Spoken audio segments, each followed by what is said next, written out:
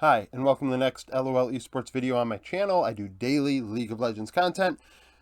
Right now, we're going over, whether the LPL was exposed this past Worlds. Is it just proven time and time again the LCK is just beating the LPL? Well, like I said, I look back at the last 5 years, 9 events. Obviously, 2020 MSI being canceled. And we have a lot of mixed results. This is definitely interesting to think about. So, 2018 was the year LPL had the edge. At MSI, they went 4-2, and at Worlds, they went 6-3. Now, caveat: I have added percentages here. What are these percentages indicators of?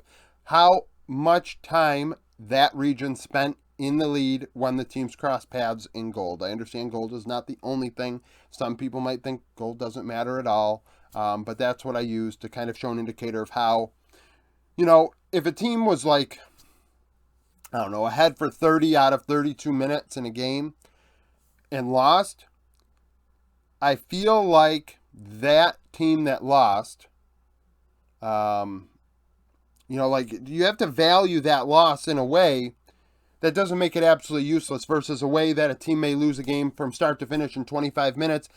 At minute 1, they're behind. At minute 2, the team's behind and they lose by 25 minutes versus a team that blows it in the end game. Not all losses are created equally. So, LPL ahead 52% of the time at MSI, LCK ahead 54% of the time at Worlds. Historically, we also know that the LCK does play slower games, LPL quicker, and when an LPL team wins, on average, their games are probably shorter than the LCK. Maybe I should have written that down and added that to this board. 2019 LCK slight edge. MSI teams teams go 1-1. Obviously, this year in 2019, G2TL was the final, so that's why we do not have a best of 5 out of the LCK and LPL. Slight edge to LPL, 52%. LCK wins 5-3 at Worlds 2019, and LPL has an edge 54-46. 2020 Worlds, LCK wins 6 out of the 10 games. However, the LCK leads 2/3 of the minutes of those games. So, this goes to the notion that the LCK plays longer games. Therefore, 40 minutes of the LCK team being in the lead is going to look pretty nice, right? It's just a matter of domination, slow bleeding out your opponent. And this is very lopsided, 67-33, but the win-loss was close. The LPL found ways to win games that they shouldn't have or blew out the LCK. There is a game in here, I forget which year it was, where IG beat SKT by, shortest game probably international event ever, 16 minutes.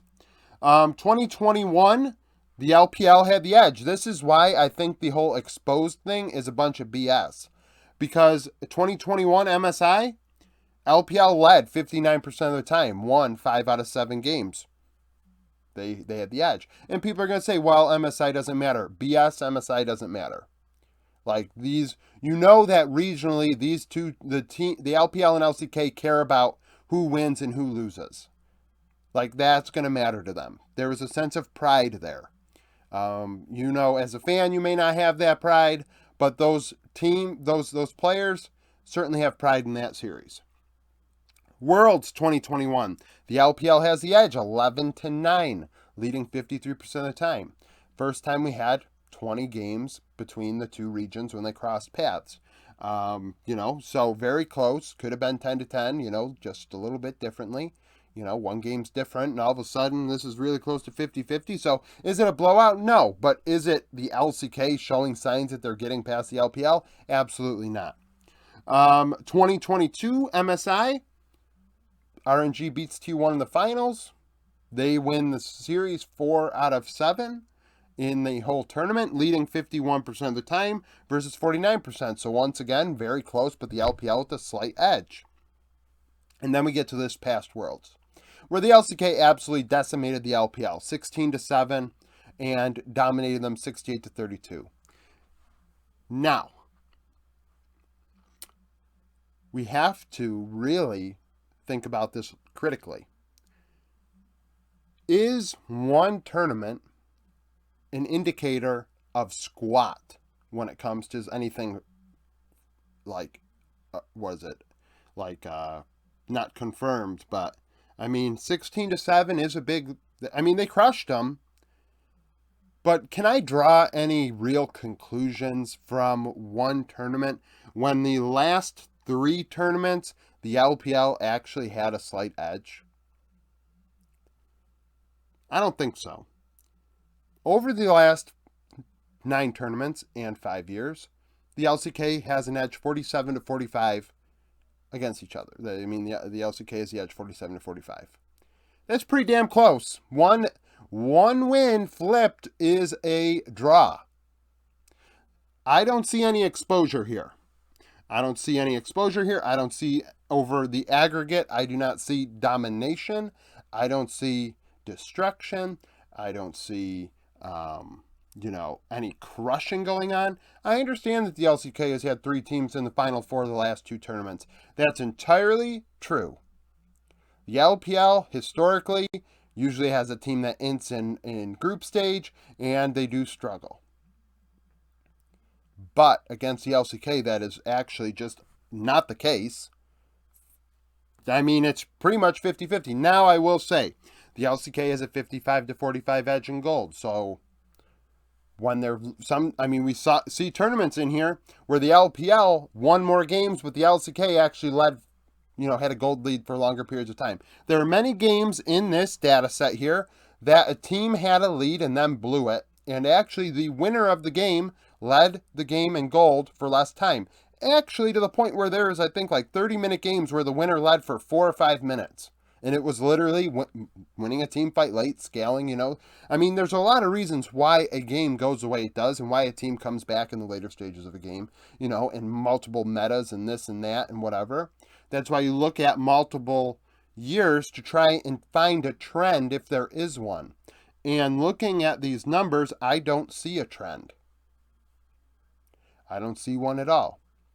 Maybe you do, but based on what I'm seeing here, I don't see a trend. So, today was the LPL versus LCK, because that one obviously is going to be the most contested. Tomorrow, I'm thinking LEC and LCS, or at least when I need to do another video.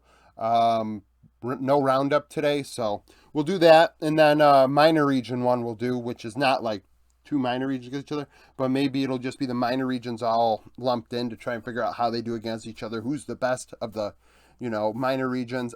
It's unfair to the PCS and VCS, but I do believe that they are an edge. They are definitely above the other minor regions, which we're now seeing start to dissolve.